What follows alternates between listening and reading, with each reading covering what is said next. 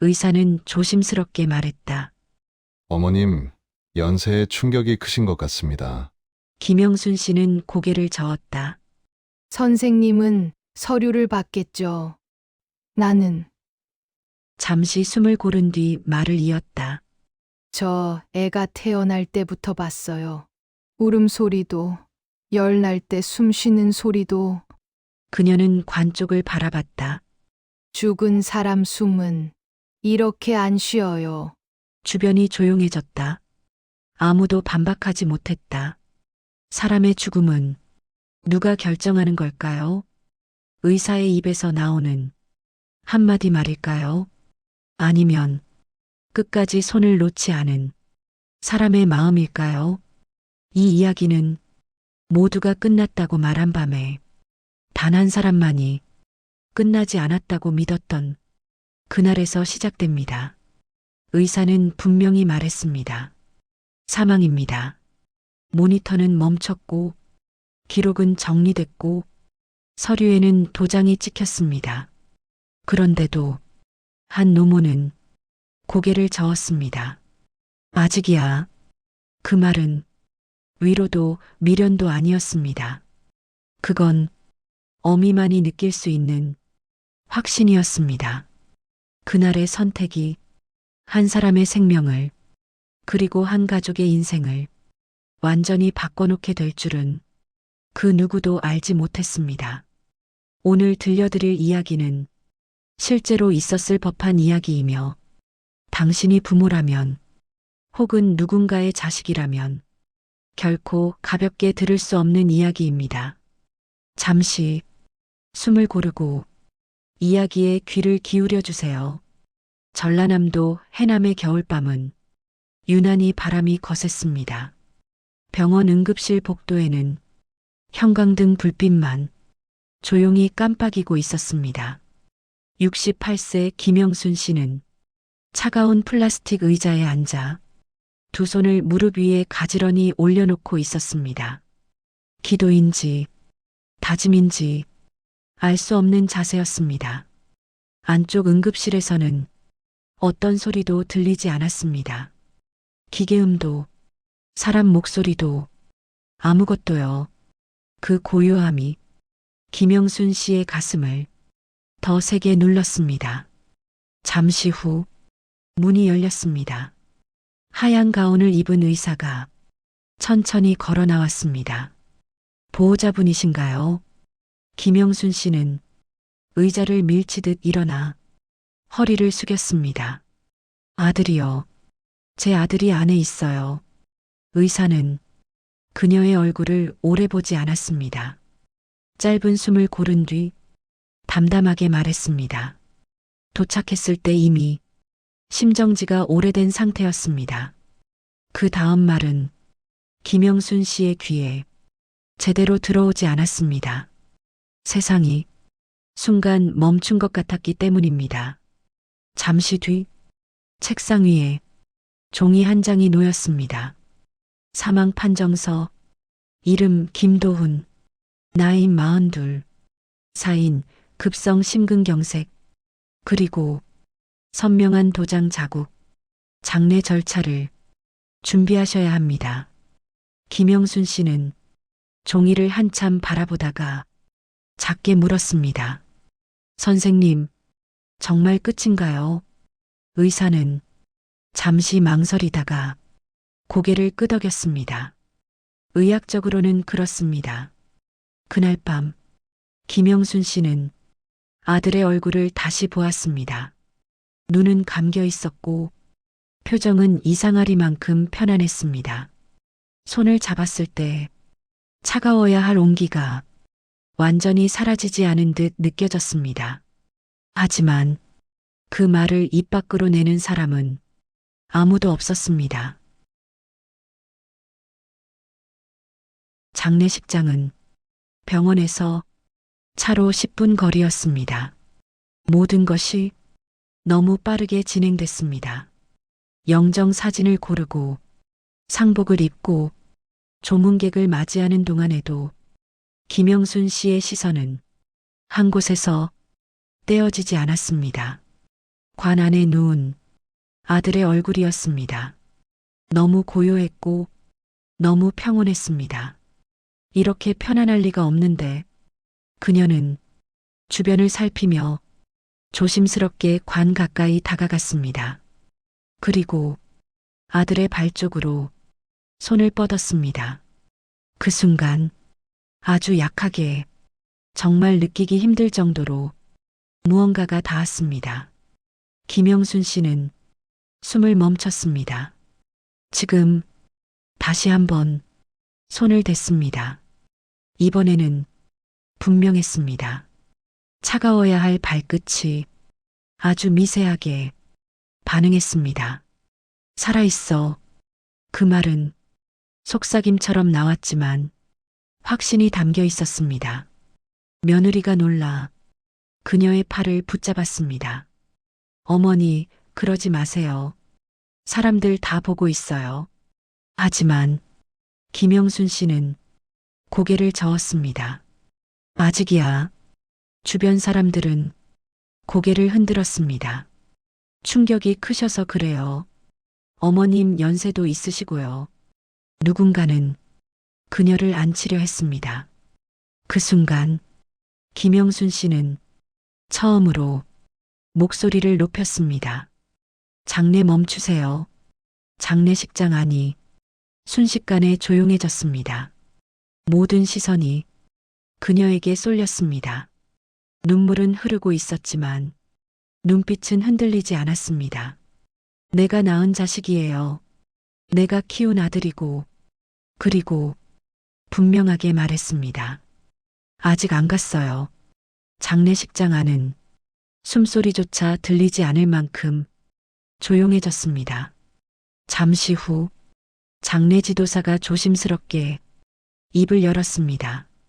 어머님 혹시 병원에 다시 확인을 요청하시겠습니까? 그 말에 주변 사람들은 놀란 표정을 지었습니다. 이미 사망 판정이 내려진 뒤였고 관까지 닫힌 상황이었기 때문입니다. 김영순 씨는 망설이지 않았습니다. 지금 당장요. 그 한마디로 모든 것이 다시 움직이기 시작했습니다. 관은 다시 열렸고 아들은 조심스럽게 이송 침대 위로 옮겨졌습니다. 구급차가 도착했을 때 사이렌은 울리지 않았습니다. 이미 끝난 사람을 옮기는 이동이었기 때문입니다. 그 사실이 김영순 씨의 가슴을 더 세게 눌렀습니다. 병원 응급실에 도착했을 때 당직 의사는 난처한 얼굴을 숨기지 못했습니다. 이미 사망 판정이 내려진 환자입니다. 김영순 씨는 그를 똑바로 바라보며 말했습니다. 그럼 다시 확인만 해주세요. 틀렸으면 제가 책임질게요. 의사는 한숨을 쉬며 청진기를 들었습니다. 형식적인 동작처럼 가슴에 댄 순간 의사의 손이 멈췄습니다. 다시 한 번, 그리고 또 한 번 의사의 표정이 서서히 굳어갔습니다. 간호사, 모니터 연결해 주세요. 그 한마디에 응급실의 공기가 순식간에 바뀌었습니다. 심전도 모니터가 아들의 가슴에 붙여졌습니다. 화면은 처음엔 평평했습니다. 아무런 반응도 없는 차가운 선이었습니다. 하지만 몇 초 뒤 아주 미세한 파형이 나타났다가 사라졌습니다. 김영순 씨는 그 화면을 숨도 쉬지 않고 바라봤습니다. 지금 보이셨죠? 의사는 대답하지 않았습니다. 다시 한번 수치를 확인하고 산소 포화도를 측정했습니다. 미약하지만 자발 순환이 있습니다. 그 말은 기적처럼 들렸지만 동시에 이상했습니다. 이미 사망 판정을 받았던 사람이 다시 살아있다는 사실보다도 왜 이렇게 되었는지가 더 중요했기 때문입니다. 아들은 곧바로 중환자실로 옮겨졌습니다. 그 사이 김영순 씨에게 간호사 한 명이 다가왔습니다. 그리고 아무 말 없이 얇은 봉투 하나를 건넸습니다. 안에는 의무기록 일부가 복사되어 있었습니다. 김영순 씨는 그 종이를 보자마자 이상함을 느꼈습니다. 심정지 발생 시각과 사망 판정 시각 사이가 너무 짧았습니다. 마치 누군가 서둘러 결론을 내린 것처럼 보였습니다. 김영순 씨는 그 종이를 접어 가슴 안쪽에 넣었습니다. 이제는 울고 있을 때가 아니었습니다. 중환자실 유리 너머로 아들은 누워 있었습니다. 기계에 의존한 호흡이었지만 분명히 살아 있었습니다. 의사는 조심스럽게 말했습니다. 상태는 위중합니다. 하지만 살아 있습니다. 그 말에 김영순 씨는 그제야 의자에 앉아 고개를 숙였습니다. 살아만 있으면 됩니다. 그날 오후 병원 안은 묘하게 분주해졌습니다. 의무기록팀이 오갔고 행정과 직원들이 서류를 들고 다녔습니다. 그리고 김영순 씨는 처음 보는 얼굴을 마주하게 되었습니다. 외부에서 온 중년의 의사였습니다. 그는 조심스럽게 말을 꺼냈습니다. 사망 판정 과정에 문제가 있었을 가능성이 있습니다. 그 말은 단순한 실수가 아니라 다른 의미를 담고 있었습니다. 김영순 씨는 그날을 다시 떠올렸습니다. 아들이 쓰러졌다는 전화, 구급차가 늦었다는 말, 응급실에서 느껴졌던 이상할 정도의 조급함, 모든 조각이 조금씩 맞춰지고 있었습니다. 그날 밤 김영순 씨는 병원 보호자 대기실에서 한숨도 자지 못했습니다. 그리고 마음속으로 조용히 다짐했습니다. 왜 이렇게 빨리 사망을 선언했는지, 누가 끝까지 확인하지 않았는지, 아들이 왜 죽을 뻔했는지 끝까지 밝혀내겠다고. 다음 날 아침 김영순 씨는 의무기록 열람을 요청했습니다. 직원은 잠시 컴퓨터 화면을 보다가 고개를 갸웃했습니다. 이상하네요. 그 말에 김영순 씨의 심장이 철렁 내려앉았습니다. 어떤 게요? 응급실 도착 직후 기록이 일부 비어 있습니다. 김영순 씨는 그 말을 조용히 되뇌었습니다. 비어 있다. 기록은 의료진의 기억이자 병원의 책임이었습니다. 그런 기록이 가장 중요한 시간대에서 사라져 있었습니다. 직원은 조심스럽게 말을 이었습니다. 보통은 자동으로 남는데 이 시간대만 비어 있네요. 김영순 씨는 그 순간 이게 단순한 실수가 아니라는 걸 직감했습니다.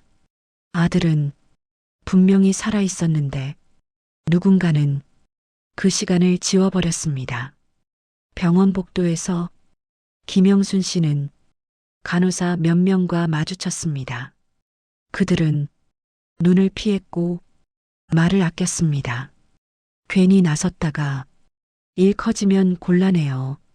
한 간호사는 아주 작은 목소리로 속삭였습니다. 그날 당직이었던 의사 말인데요. 말은 끝까지 이어지지 않았습니다. 침묵은 그 자체로 답이었습니다. 김영순 씨는 더 묻지 않았습니다. 사람들이 왜 침묵하는지 알 것 같았기 때문입니다. 그 침묵은 두려움이었습니다. 그날 밤 김영순 씨에게 전화 한 통이 걸려왔습니다. 낯선 번호였습니다. 혹시 김도훈 씨 보호자분이시죠? 목소리는 젊은 여자였습니다. 저는 그날 응급실에서 근무했던 간호사입니다. 그녀는 한참을 망설이다가 말을 이었습니다. 심정지였던 건 맞아요. 하지만 회복 가능성이 전혀 없는 상태는 아니었습니다. 김영순 씨는 휴대폰을 꼭 쥐었습니다. 그런데 왜 윗선에서 빨리 정리하라는 지시가 내려왔습니다. 그 말은 분명했습니다. 누군가가 확인하지 않기로 선택했다는 뜻이었습니다. 간호사는 마지막으로 말했습니다. 저도 무서웠어요. 하지만 어머님이 끝까지 포기 안 하셔서 용기를 냈습니다. 전화는 그렇게 끊어졌습니다. 김영순 씨는 병원 복도 의자에 앉아 한참을 움직이지 않았습니다. 분노보다 슬픔보다 더 큰 감정이 가슴을 채우고 있었습니다. 책임이었습니다. 아들이 다시 숨을 쉬고 있는 이유는 어미가 의심했기 때문이었습니다. 그날 밤 김영순 씨는 결심했습니다. 이 일을 덮지 않겠다고. 아들이 왜 죽을 뻔했는지 반드시 세상에 알리겠다고. 그리고 그 선택은 조용하지만 돌이킬 수 없는 길의 시작이었습니다. 다음 날 병원 측에서 김영순 씨에게 연락이 왔습니다. 면담을 요청한다는 말이었습니다. 회의실에는 병원장과 법무팀 직원, 그리고 그날 당직 의사가 함께 앉아 있었습니다. 병원장은 정중한 목소리로 말했습니다. 이번 일은 안타까운 오해에서 비롯된 일입니다. 김영순 씨는 그 말을 가만히 들었습니다. 오해로 사람을 죽일 뻔했나요? 회의실 공기가 순간 굳어졌습니다. 법무팀 직원이 급히 말을 이었습니다. 보상 문제는 충분히 협의할 수 있습니다. 김영순 씨는 고개를 저었습니다. 돈 얘기하러 온 거 아닙니다. 그녀는 준비해온 서류를 테이블 위에 올려놓았습니다. 의무기록 사본, 삭제된 시간대, 간호사의 진술 녹취, 병원장의 표정이 처음으로 흔들렸습니다. 이건 의료사고가 아닙니다. 김영순 씨의 목소리는 낮았지만 단단했습니다. 확인하지 않기로 한 선택의 결과입니다. 며칠 뒤 병원은 보건당국의 조사를 받기 시작했습니다. 언론은 조심스럽게 이 사건을 다루기 시작했습니다. 사망 판정 후 생존 확인. 짧은 기사였지만 의미는 컸습니다. 조사 결과 그날 응급실에는 중증 환자가 동시에 몰렸고 병상 부족이 심각했습니다.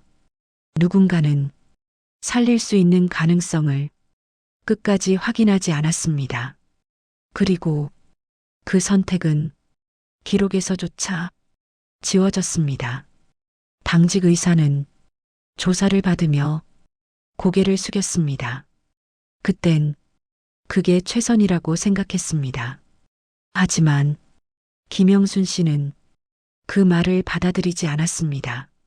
최선이 아니라 가장 쉬운 선택이었기 때문입니다. 몇 달 후 김도훈 씨는 재활병동에서 천천히 걸음을 떼고 있었습니다. 아직 말은 느렸고 기억도 완전하지 않았습니다. 하지만 살아 있었습니다. 김영순 씨는 매일 같은 시간 아들의 손을 잡았습니다. 그 손은 이제 따뜻했습니다. 어느 날 아들이 조용히 말했습니다. 엄마. 그 한마디에 김영순 씨는 고개를 숙이고 오래도록 울었습니다. 사람의 생명은 서류로 끝나지 않습니다. 기록이 아니라 사람이 지켜야 합니다. 그날 밤 끝까지 믿었던 한 어미의 선택이 한 사람의 삶을 다시 시작하게 만들었습니다. 오늘 이야기는 여기까지입니다. 당신이라면 그날 어떤 선택을 했을까요?